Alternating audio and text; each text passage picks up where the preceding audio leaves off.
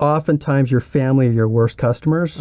Because they know you, right? And they're probably your biggest critics and doubters, which it shouldn't be that way, right? But it is, because they know you, and it's like, oh, it's just Adrian. Another one of his crazy ideas, right?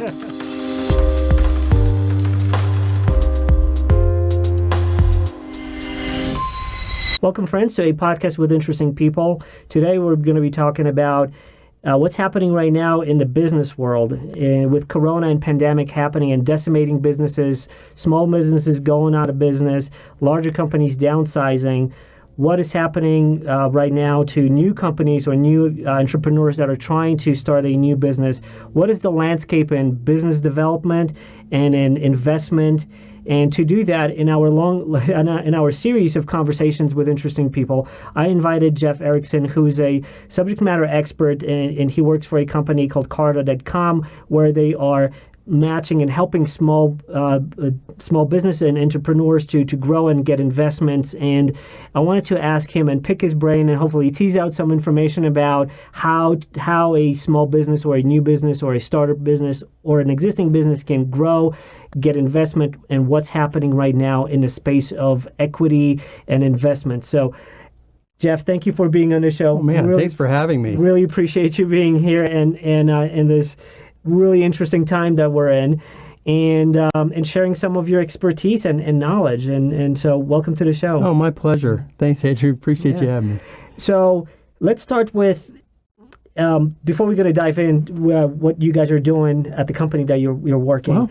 Well, what do you see right now happening with this whole pandemic in terms of impact on businesses beyond the obvious, which is obviously fewer people are buying and customers and social distancing? All of that is impacting the environment. But for those who were just on the cusp of starting a new business or are a small business and they're like really being crushed by it right now, what do you see that's happening in that space of investment and equity? No, it's interesting times. I don't know that we've seen anything like this before. Right. So even what's happening right now, I don't think is necessarily a projection of what might happen. Right. And so it is interesting. In terms of companies, especially those that are smaller companies starting out, one thing we have seen is that it's, these companies, they get used to raising capital at a certain valuation, right? And that's changed. So the expectations for investors and of the founders have changed. And so one of the things that you see is companies that are going out to raise money to try and kind of go to the next level or get growth capital. The valuation that they might have gone out with 6 months ago or even 3 months ago has probably come down quite a bit. And so they've had to adjust that way. And then, just the availability of capital. I think you have seen a general pullback on that. Yeah, people are getting shy with right. investing because, hey, if business is not happening out there, economy is hit so hard, and this is suddenly way more risky. Exactly. And so you had it, 3 to 6 months ago, you really had a founder's market when it comes to raising capital. You have so much capital out there. What does that mean, founder's market? So I'm going to play the ignoramus because I don't know. So, no, totally. So as a founder and I'm raising capital, I kind of have my choice of investors. It's like I may have 2, 3, 4 term sheets coming in, and I can choose which one I want. And I can also be pretty picky on the terms. Right. That's kind of flipped now to where, it's now become a funder's market, right, where, the investor has the capital and it's probably more needed now and in shorter supply. Right. So to literally flip. So it has flipped. And so, whereas you might have seen multiple term sheets, maybe you're feeling fortunate to get one with some terms that aren't egregious. For the most part, it seems like right now a lot of the investors have been really good at honoring commitments and things like that. I think part of the pullback is for companies that they have not invested in yet. Because a lot of that company, sometimes the investors have to make sure they've got enough reserves, right, that they're going to help their existing portfolio companies. And so you do see, there might be a little hesitancy in bringing on new investments in some cases. Now, on the flip side of that, the good news for a founder is there is still a ton of capital out there that needs to be invested. Right. Do you think that there is, because like stock market and all this irrationality that's happening, and all that money still has to get parked somewhere, right? And so people are looking for places where they can invest their money so that they get better return on investment, versus leaving in a savings account and losing due to inflation, right? So everybody's in that game and chasing that. So now they're trying to do something that's not too risky, that's going to bring in better returns. So I would imagine there's still a lot of capital out there. Yeah, there definitely is.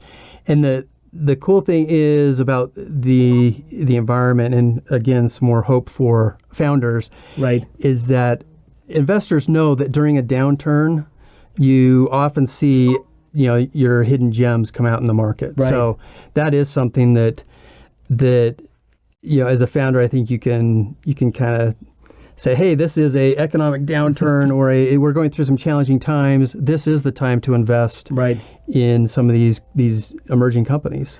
Right. There was this saying. I think it was, I forget. I think it was Baron Rothschild. It's a very famous saying, something about investing, that you should be investing where there's blood in the street, even if it's your own.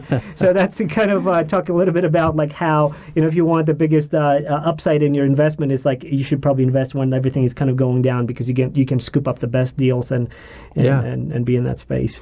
The other thing that's kind of, I've wondered if there's a correlation there, but those entrepreneurs that persevere through challenges are the ones you want to invest in, right? That's true. So it's kind of like almost Darwinian situation where those who survive, this is survival of the fittest, maybe, in a sense, that they are like, well, these guys are fit, or, okay. I mean, there's a natural selection almost, because, those that you probably good you didn't invest in, they give up and throw in the towel. Right.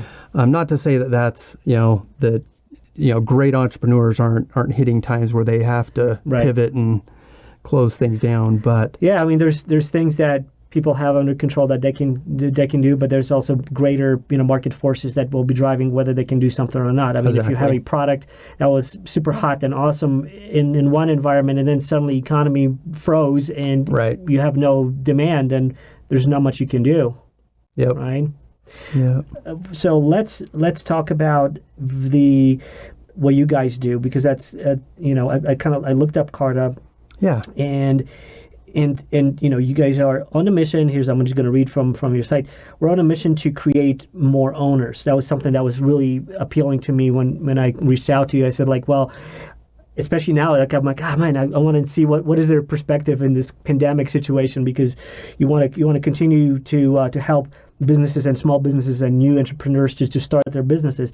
You guys have over 14,000 companies and over 800 investors, law firms, and employees on your platform, and you're committed to transparency and equality and inequity, and you're breaking the mold of how capital markets operate. So tell me a little bit more about how are you guys doing that? How are you breaking the mold? Like, what is the typical, for those who are not investors or don't have that kind of knowledge, maybe new entrepreneurs that they want to start a business, but they're just not as familiar with how capital markets work. How are you guys changing that, and what's different? Great questions.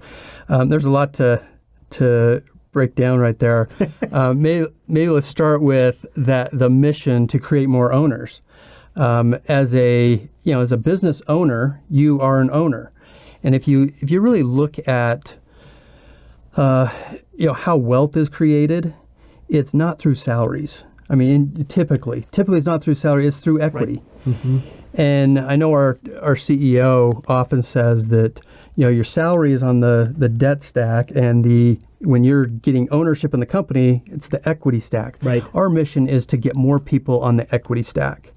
And one way we can do that is to make it as easy for companies to provide equity as it is to pay payroll.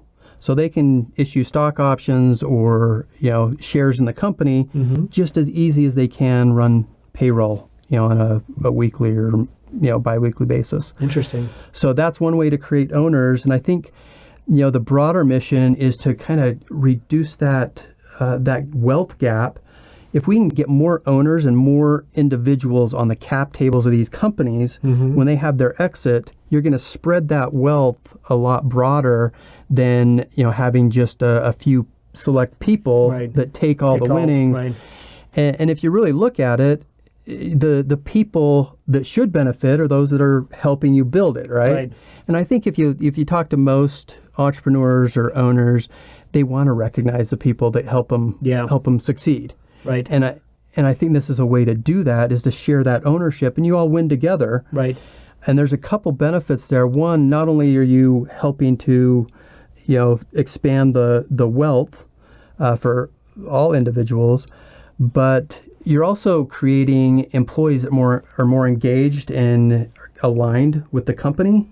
Because when I'm an owner of a company, I may make different decisions than if I'm just an employee. Right, because you have vested interest. Absolutely. Right.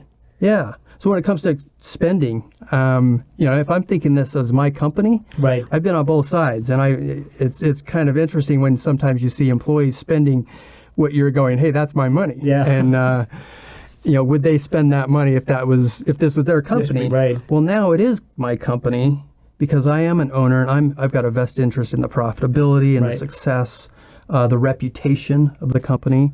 So ownership has some real value there. Yeah, and changes the behavior of those who are involved in it versus just, if I got skin in the game, so to speak, right? And so that's going to...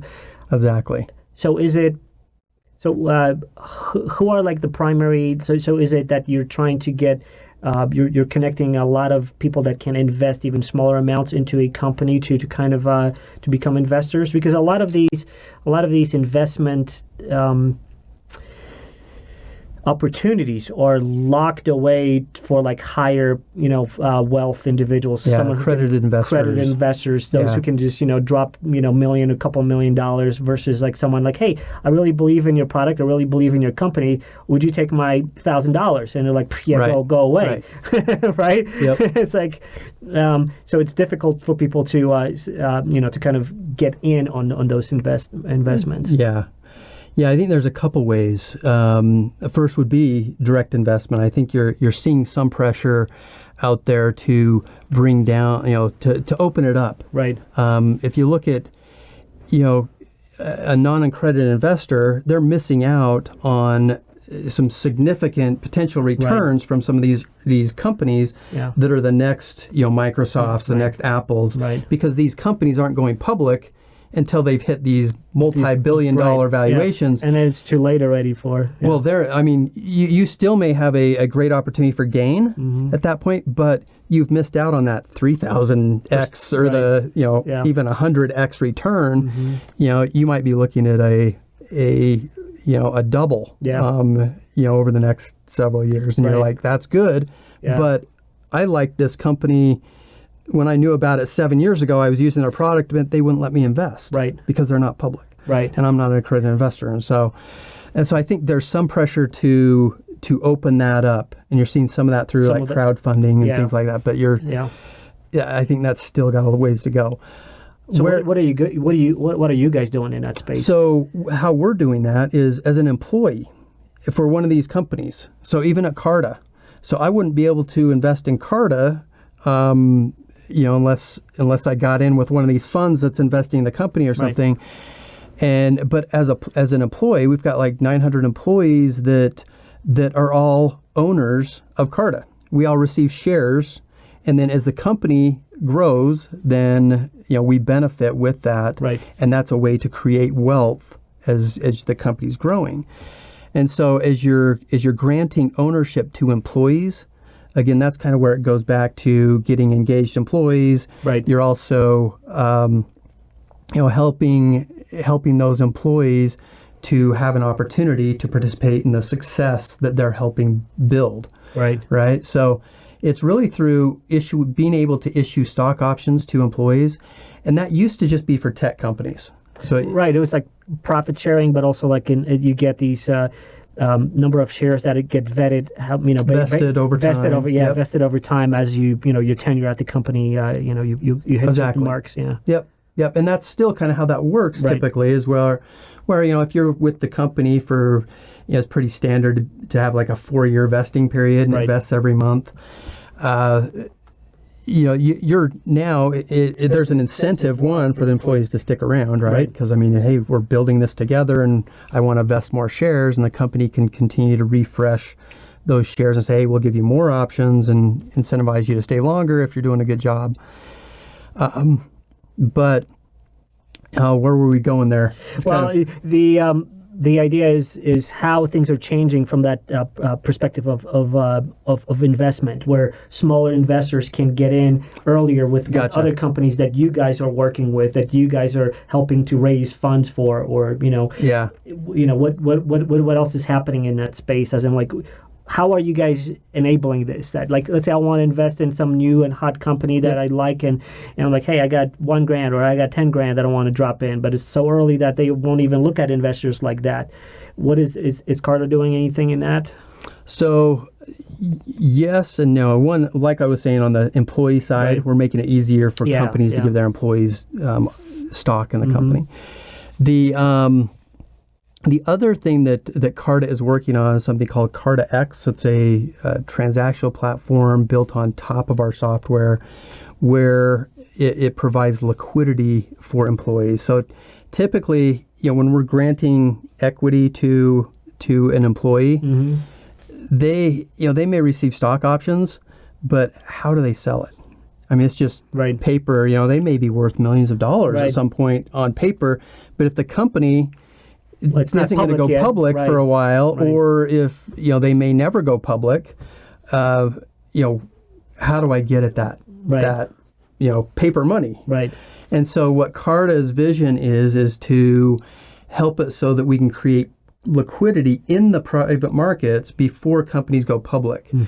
And I think ideally, if a company hires me and says, hey, we'll give you stock options. Now in the future, we're going to hear, I'll give you these stock options, and here's the pathway to liquidity. We're going to run a liquidity event every year. You'll be able to participate in it if you want, and you'll be able to sell some of your shares to other investors that are coming in. And some of those other investors, for the most part, they'll probably have to be accredited investors. It's controlled by the company at that level.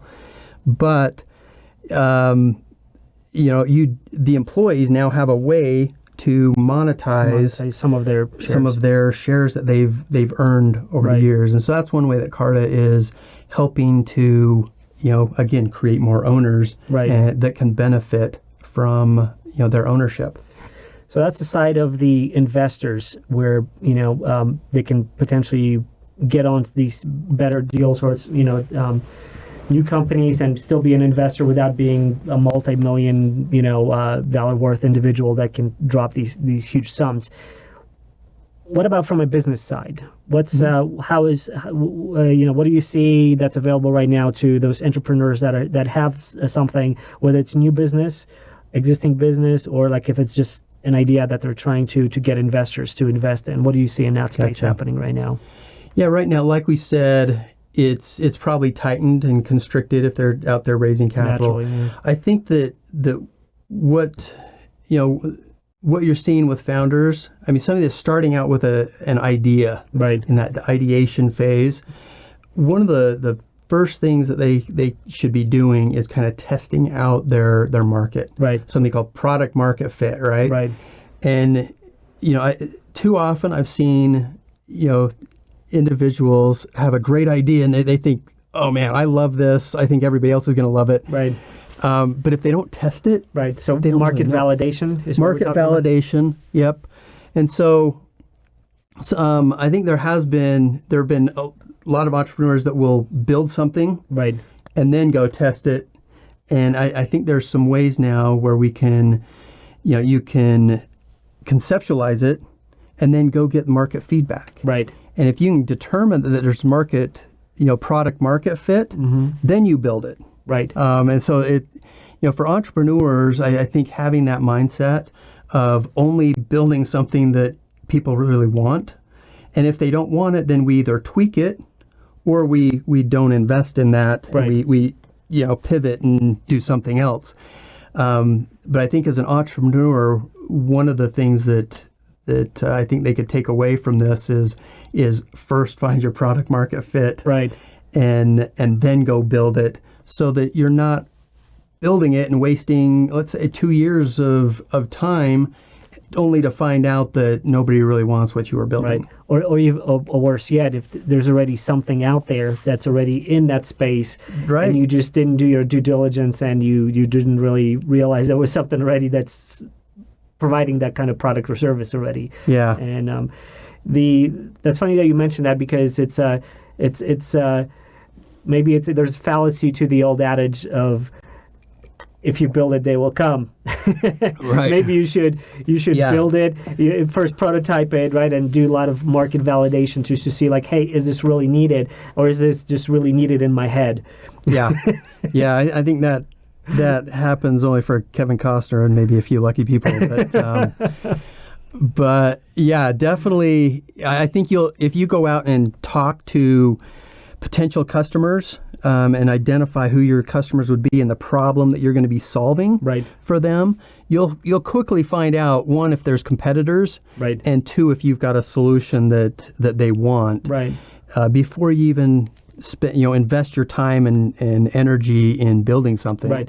And not to say that competitors in an already existing market are a bad thing, because right, the space is typically huge, so huge that you can always, carve out a market share for you with it, because it might be just better at the execution of it even. Right? Exactly. So that's not necessarily like, oh, look, they're already doing it. It's like, well, if Uber started and then Lyft started after that, you could say to Lyft, like, well, Uber's already doing it. There's no space for you. But they found ways, right, to differentiate or make a better service or worse, what have you, compete with it.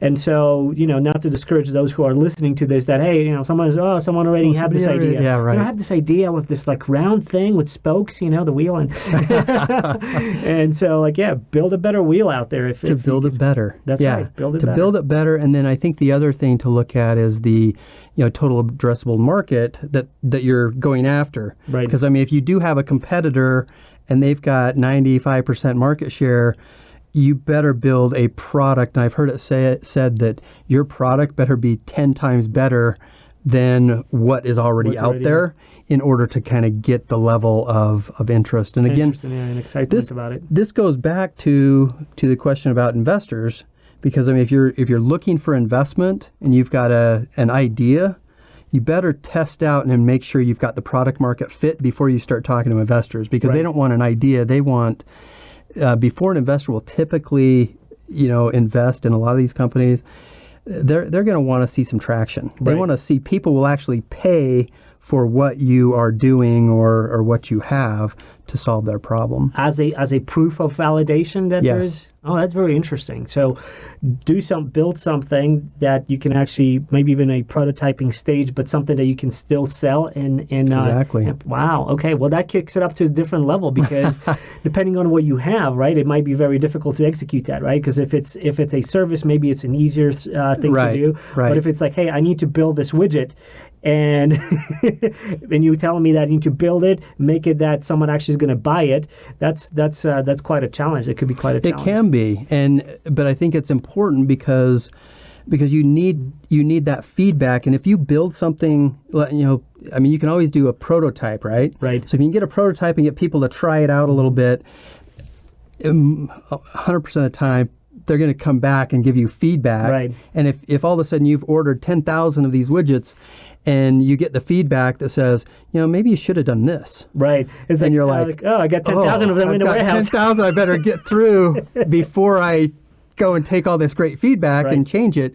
So if you can do, small runs or, prototypes and get it, just test it, then you know what to build better, and you can kind of do some iterations and get that feedback. And it becomes that feedback loop that becomes really valuable for entrepreneurs to create something that is of value to their customers.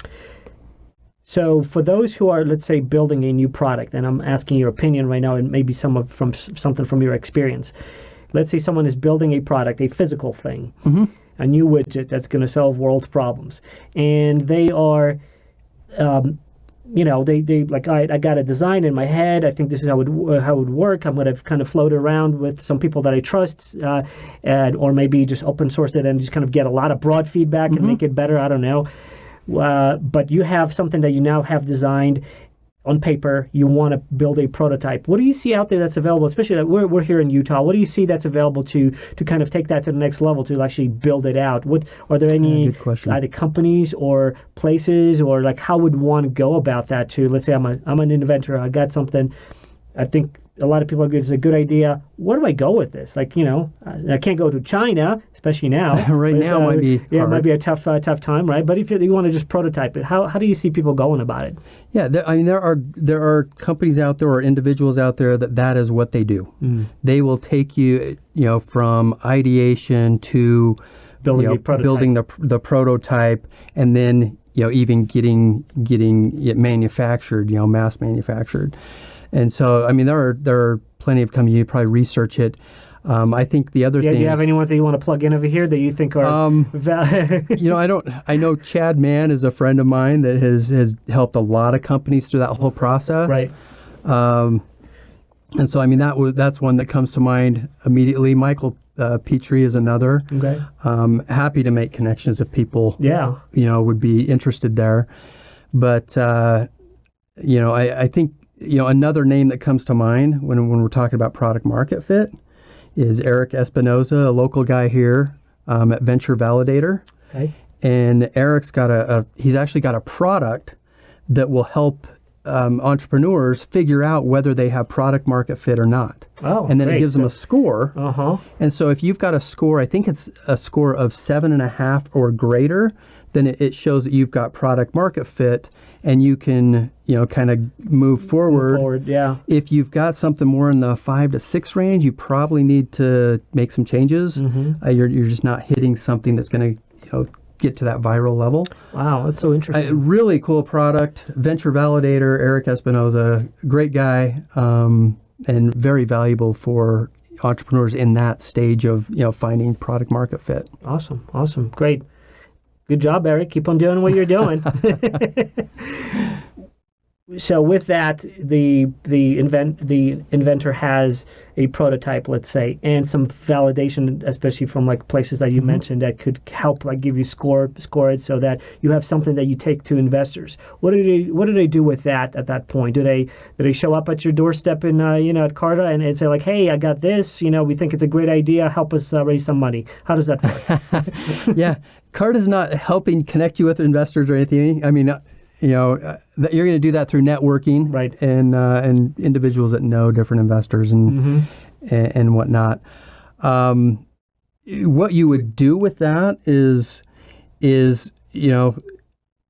take that to some investors. You get in front of probably your early angel investors that have an interest to see the vision of it, and let them play around with it. Let them figure out whether it's something that's solving the problems that you're saying it's solving. Right. And that may be one avenue to go down to get some funding to create this. Gotcha.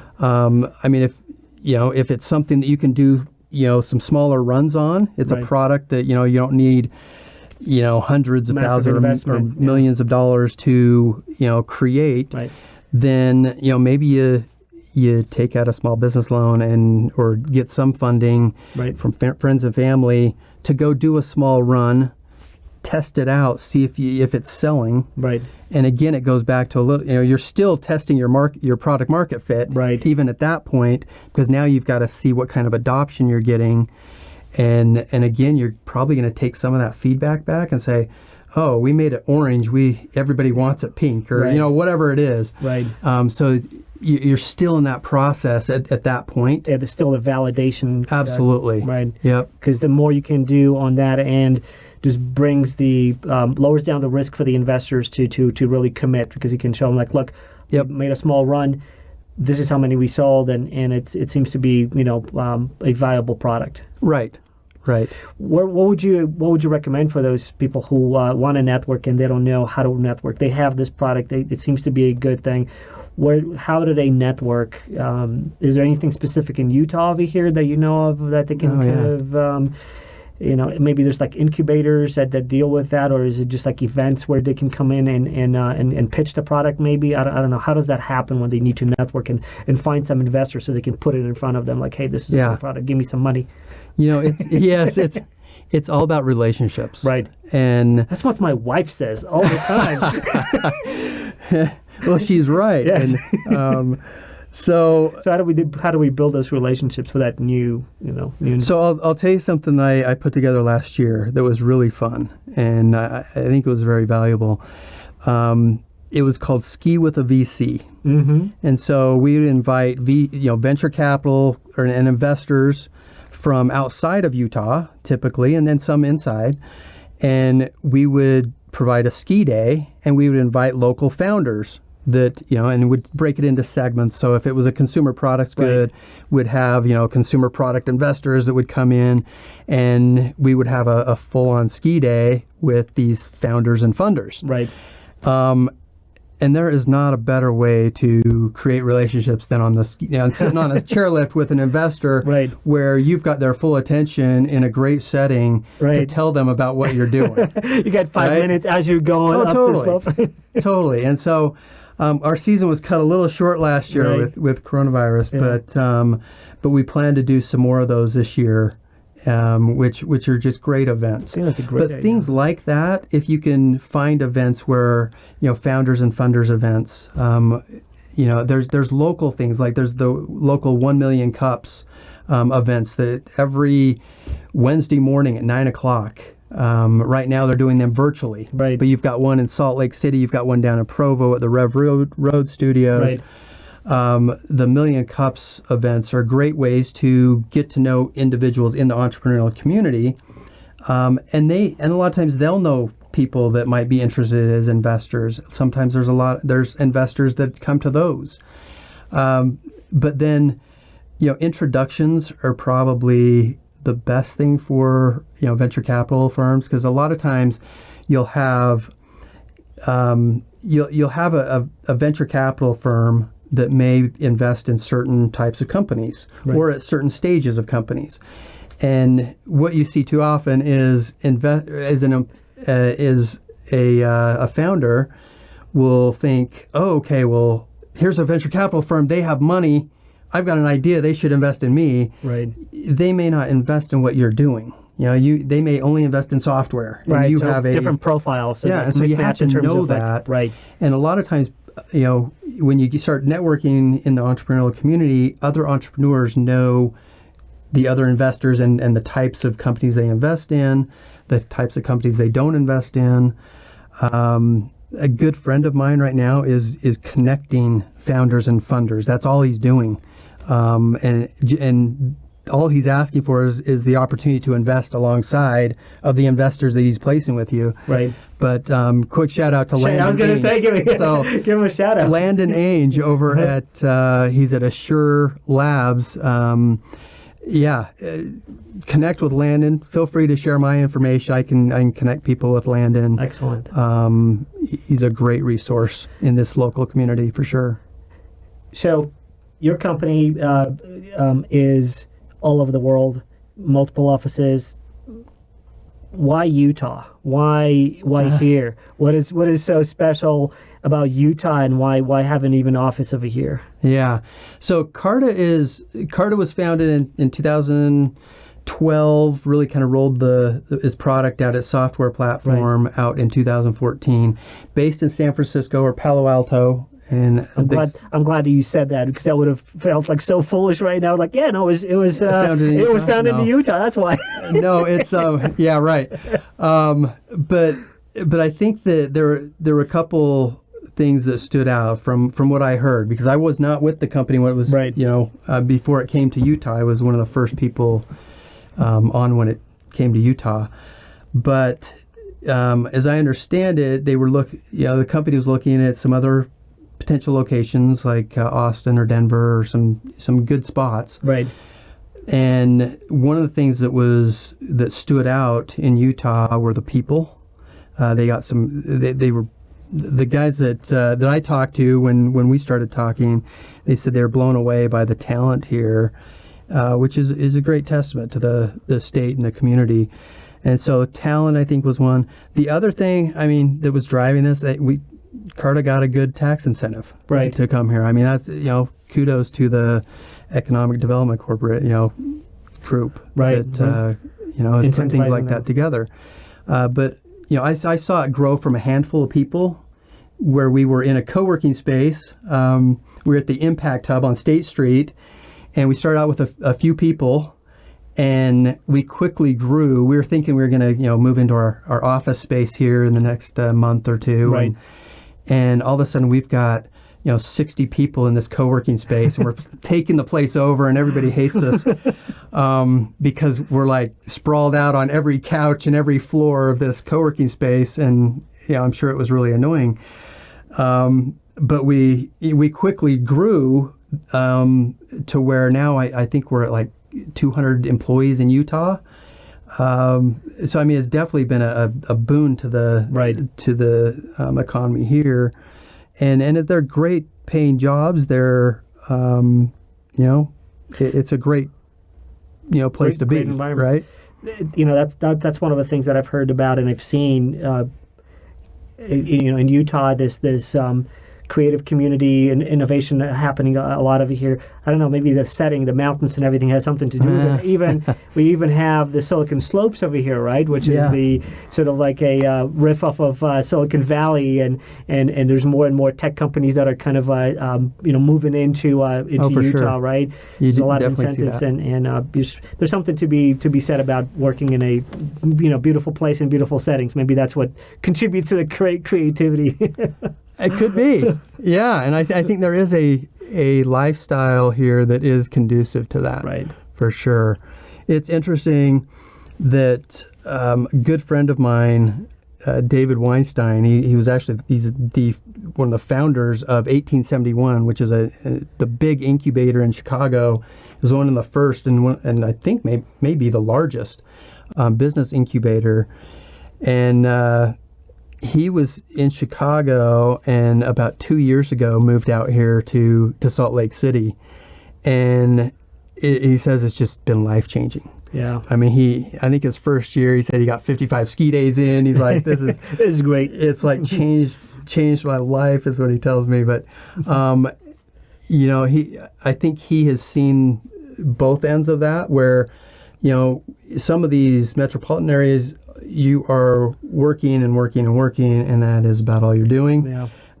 Sometimes it's hard to break away. That life-work balance. The life-work balance. Yeah. And I think that life-work balance does create more creative employees. It creates healthier employees that end up benefiting the company. And right. I think you're seeing companies pick up on that. Right. And even, with Carta, we've been encouraged to take time off. They've been very good to the employees in terms of making sure there is that work-life balance. I think the sentiment of understanding that it's not about how long you work, but how efficiently you can work and how productive you can be, right? It's not about clocking in those 40 hours and gazing at your computer screen with your eyes glazed over. It's about being motivated and it's all about the execution, right? So that's the key. And now with the coronavirus and everything and pandemic and people working from home, I think that's even highlighted even more in a sense, because companies were so reluctant in the past to get you to work, to telework, and now it's like, well, you better telework because of a risk. Yes. Because you have to. And now they see like, wow, you guys are still producing. It's still, the world hasn't, ground to the halt, right? It's still happening. It's like still working. So it's like, wow, okay, maybe we should. That's what I hope. Like, I secretly hope that companies will take that as a test, sort of like a test that, hey, maybe that's how we can conduct business. People can work from home, be happier, maybe spend more time with family, and definitely, if nothing else, definitely short your commute, right? Yes. I mean, that's from that alone is from the bedroom to the office or the whatever. Exactly. No, I think it's fascinating. It's been cool to see how it has transformed in some good ways. Right. And when I've asked people about what's one good thing that's come out of this whole challenge of the coronavirus and having this, isolation. This, and the number one answer I've gotten is I've got more time with my family, because the families are now together in their homes, Right. and you might be working, but you have that family time, Right. more than you have in a long time probably. Right. The other thing that you mentioned is how employers, have had to trust their employees. Right. And I had this thought that it kind of goes back to, making sure your employees feel like they are owners, right? So kind of like what we were talking Right. about.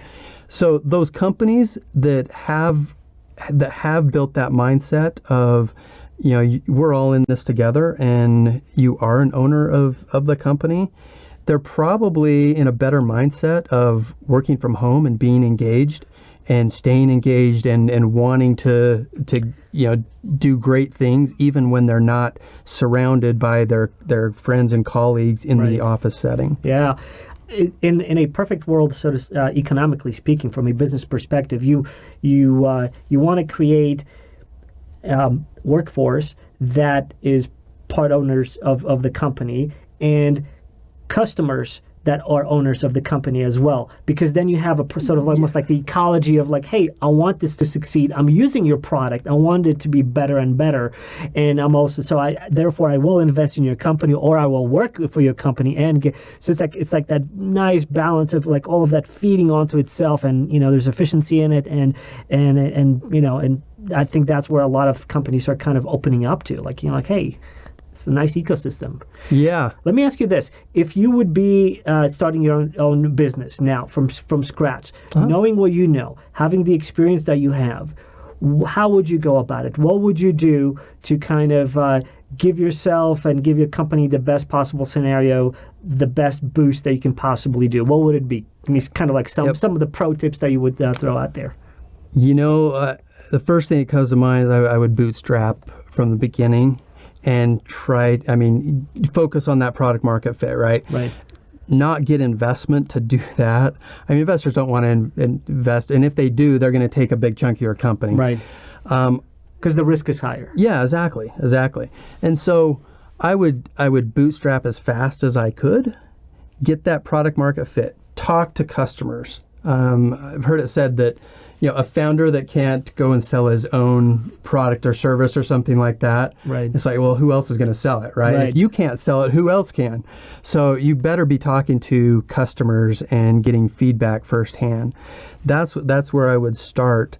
And then, the more you can build on your own and the quicker you can get to revenue, then, the better off you are. Because that revenue, one, is going to be your litmus test. Will people actually buy this? And so the quicker you can get to revenue, the more validation you're going to get. Right. If you can get it to revenue and start that wheel churning, and then you can start to test some things like, what is your customer acquisition cost and things like that. Then you have something that you can now go out and talk to an investor about. Right, so you have some of that market validation that ahead of, and which is what we talked about. But go ahead. Yeah, and I wouldn't fundraise to validate my idea or to even get it to where you've got your first revenue.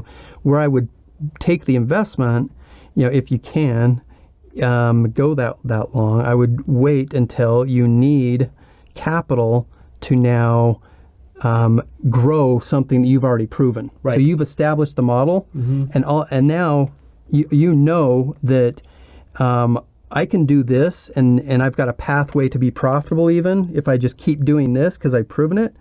But if I take on capital now, whether it's debt or equity or whatever, I can now do, instead of growing like this, I can grow like this, right? Right. And that's when it makes sense to give up a part of your company, and because you've got an opportunity to own a smaller piece of the pie of a much bigger pie, right? What else would you do? So market validation. Market is validation one, for sure. I would bootstrap. Invest in your own, invest maybe even some of your money. Friends and family, we hear those stories all the time when they're like, hey, I had my family invest in this because they believed it. And maybe even convincing your family. Well, that's a tough one, right? Because it's like they'll be like, all right, well, invest because you're a family member. But so you need to maybe go outside your immediate family. So for sure. So in fact, along those lines, I would say, oftentimes your family are your worst customers. Because they know you, right? And they're probably your biggest critics and doubters, which it shouldn't be that way, right? But it is, because they know you, and it's like, oh, it's just Adrian. Another one of his crazy ideas, right? And so you definitely have to get outside of your personal network as you're going. Yeah. By the way, this Adrian has great ideas. Okay? So outside of your family. Outside of your family, I know everybody thinks you have great ideas, right? So, but then the other thing I would say is surround yourself with good advisors. There are people here, especially in this community, that are more than willing to help, and they've been through it. And so, surrounding yourself with good advisors that can help guide you along the pathway. How do you find them? How do you find those that are, because you can ask for maybe, but you want to have those, like you said, good advisors. How do you find the ones that are like, yeah, these are legit ones? Yeah. Well, I think one is you can please don't tell me network. They are doing. Yeah, you can network. You can network. So, but no, I think you can find out what they've done. Right. I mean, somebody that has had 10 businesses, and they've and you've never heard of any of them, and you go look them up, and they're like, this was a flop. Right. I don't know if that's who you want as an advisor, as opposed to somebody that took something and tested it out and went through all these steps, learned from it, made some mistakes, corrected it, and pivoted and ended up with an exit that was successful. That's somebody that's been through the trenches, and that's somebody that I would say you'd want as a mentor. They can tell you what not to do. I've learned from these failures that I had over here, and here's how I succeeded. Exactly. So along the same lines as with the business incubators, are there any places, organizations, or resources that you are aware of that could help out with finding those mentors that would be interested in partaking their wisdom and experiences? Yeah, for sure. One excellent group is called Pando Labs, and it's a group based out of Park City, kind of serving the Park City and Salt Lake City community more than anything, but a fantastic group of mentors and other founders, just a phenomenal entrepreneurial community. Okay, so that's a great one for anybody that's interested. pandolabs.org, I believe. Okay. And then there's groups like Rev Road, that a great group of individuals there down in Provo that can serve also as great mentors. And then there may be some companies that would be a good fit for their model of providing services and things like that for equity. And then, like I said, the 1 million cups, whether it's down in Provo or the Salt Lake one, those are great communities to be a part of, and what you'll find is when you get into one of these communities, it will start to expand. Right. You'll make a connection over here, totally and then will. There's going to be links or you're going to connect with some other people that are in another place. Okay. Yep. And then 1 million cups. Do you know what's the story behind that? 1 million cups? Yes. What is the story behind that? Fascinating story. So it's a group created by the Kauffman Foundation, which is a big entrepreneurial, global entrepreneurial, group. And their premise was that if we could connect 1 million entrepreneurs somehow, we could change the world, because entrepreneurs typically want to help each other out. Right. And so it's this giving community. And so they said, if we could connect people over 1 million cups of coffee, it would be world changing. And so that's where the 1 million cups terms comes from. Interesting. And so what they've rolled out is in just about every major city, at 9 o'clock on Wednesdays, there is a group meeting as part of 1 million cups. So you can go to New York And I've done this. I've gone to like Boulder, for example. Right. And I've been there on a Wednesday, and I'm like, hey, I'm going to head over to the Galvanize and go hit the 1 million cups thing at 9:00 in the morning on a Wednesday. Right. And it's just this entrepreneurial community in each of these different, every city you can imagine. Great. Well, that's a great resource to be aware of, and even like bounce your idea. Even that maybe that early validation. Like, here's what I'm thinking about. What are you guys thinking about? Exactly. What are your thoughts on how far should you go to protect? Because there's that fine balance between I want to disclose something or share something with others versus like, oh, I invented another wheel and I need to hold it so close to my chest. I can't right? tell anybody. I can't tell anybody. Everybody will steal Someone's my idea. going to steal it, right? Yes. And I've had some experience in the past in .com era where like everyone was like, oh, everybody's signing NDAs everywhere because everyone's going to steal your stuff, and I'm sure that has happened for sure.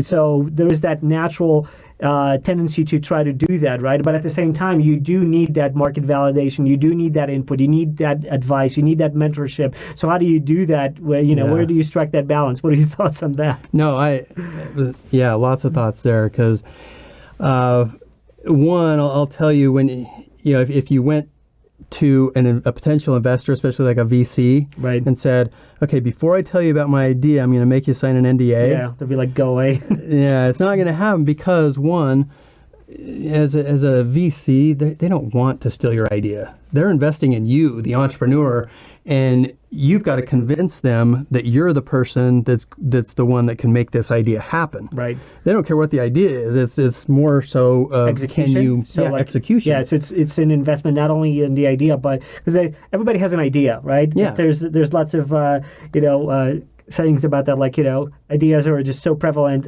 Anybody can have an idea. Yeah. It's about execution. If you don't have the team, if you are not passionate and skilled and gung ho about it, then it's just going to stay an idea. It's just an idea. Right. Yeah. And so it does become about execution. So you might have the same idea as somebody else, and if they can execute better than you, right, or if they build a team that can execute better than you can, right, they're going to win. Right. And so, yeah. So your idea might be the best idea in the world, but without execution, it's nothing. Right. And so I would be less afraid of sharing an idea, especially with trusted advisors that want to help you. And at the same time, you want to be careful. You don't want to go tell a potential competitor about what you're going to do to put them out of business or something, and right. that they could just do or they can themselves. Just execute it faster than you can. But if you start to develop this idea and then you start to test it out and you get some advisors and you start sharing it with them, right? I wouldn't worry a whole lot about unless it's just so revolutionary, that you must protect it because you develop warp drive or something. I don't know. Yeah, and maybe if it's at that level, you do have something you have to protect. But if it's like something closer typically to the ground, it is execution, right? And your idea, especially when you get into talking to investors, they've seen so many ideas that they have no interest in stealing it. Right. If they did, that would get out there, and nobody would do business with them. And so, it's their reputation. Right. But I wouldn't be concerned about sharing. Okay, so you're not seeing a legitimate VC. Right. So you're not seeing this like happening out there, that just ideas being stolen left, right, and center. So that's good and kind of reassuring that that's still sort of the case. And even logically thinking like VC doesn't have the cycles to implement that, to execute that, right? So that's it's like they are looking for teams. They are looking for someone who can make that a reality, and then that's how they're going to profit and multiply their investment, right? Exactly. Yeah. And you mentioned teams. You're going to have to share this idea because you can't do it alone. Right. You have to share it with some trusted individuals that are going to be part of your core team to make this happen, and you're going to want get people to complement you, right? Right. So you may have skills in one area, and you need a technical co-founder, or you need an execution, somebody that can execute on things or build or whatever. So I wanted to look up something over here, and so I want to talk a little bit just because we're kind of running up against a hard time to stop. But I want to ask you, in your signature, in your email, you have, and I hope I can find this, you have a quote, which is "always be helpful." Can you tell me more about that? Is that your personal motto, or is that something that how did that come about?